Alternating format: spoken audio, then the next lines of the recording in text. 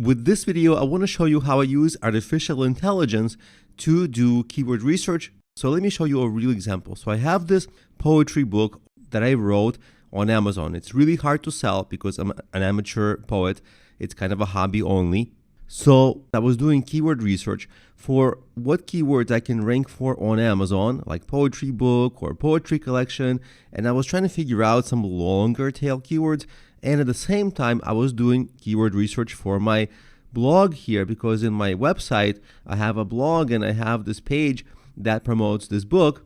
This page is not so great. I'm still refining it at the moment. But if I have a cluster of pages about this poetry book and cluster of pages about different types of poetry, all linking to that Amazon page, all interlinking with each other, it will bubble up in Google search and it will get more Google traffic into my blogs.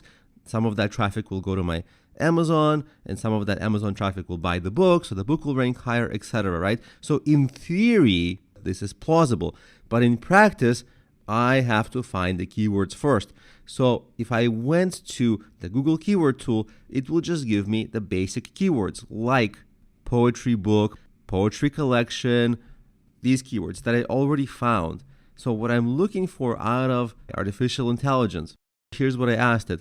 What are long tail keyword variations on romantic poetry in terms of romantic? So I didn't want to change the word poetry. I wanted to change the word romantic because I found the keyword like romantic poetry, and I wanted to get more long tail ideas on the keyword like romantic poetry because this book can kind of fit that. And so what AI is better suited for is creativity, because the Google keyword tool will just give you kind of related keywords, but it's not very creative. So for this tool, it gave me some ideas. Most of them I didn't love because it's kind of a first try. Some of the ideas are something like famous romantic poets. I'm not really looking for that. Romantic poetry characteristics and themes. Actually, that's a really nice one. Like that can be a great blog post by itself, and that can link to my page about the poetry book and the poetry book itself on Amazon. Now, romantic era poetry analysis, you have to be kind of like a professor to write that, so it's a little bit above my expertise, but some of these could fit.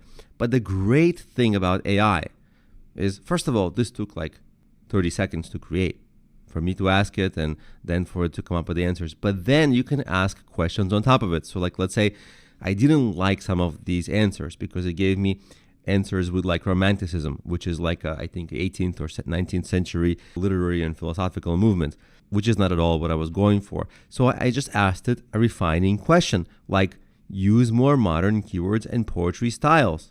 And so it did that. The keywords that it found me were like contemporary romantic poetry. Okay, I love that.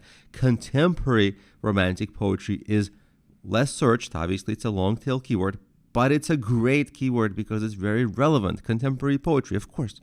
And then romantic poetry, you can change it to love poems, okay? Not so much for the digital age. I don't like this for the digital age.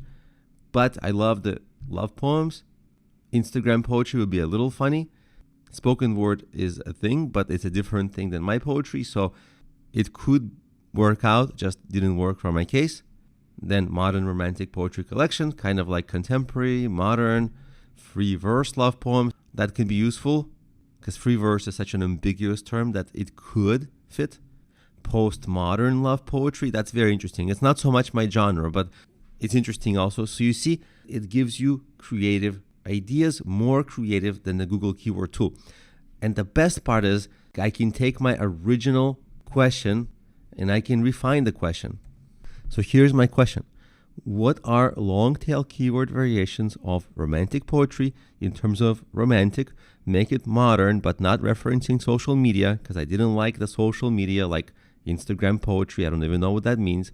So make it modern, but not referencing social media or anything digital, just modern life and attitudes. And then you ask it to find it. It's working as I'm talking. It's really fast. And great keyword, 21st century perspectives on romantic poetry. I like that. 21st century, that's modern. Contemporary, modern. This is a good blog post idea, evolving notions of romance in literature. That's kind of a freestyle, very interesting to elaborate and think about actually as I write this. That could be a great blog post. And this one, love and desire in modern romantic poems. So it gives me a lot of ideas. But my point that I want to share is look how creative this is and look how easy it is to guide it. And the most important person in this is you. The better you guide it, the more you suggest more specific things, it will do the work for you. And it's very easy. And right now, there's a free and a paid version of ChatGPT, so you can use it for free naturally. The sign-up process is very easy, and you basically get this whole new way of getting keywords. And by the way, I just found a really cool one, nostalgia and contemporary romantic poetry. Like nostalgic poetry, that's cool. Probably not a commonly searched keyword, but probably very easy to rank for.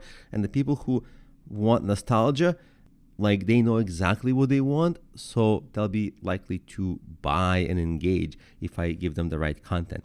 In any case, that's how I would use creativity with artificial intelligence to get a whole bunch of new, very creative keywords that other tools just wouldn't come up with.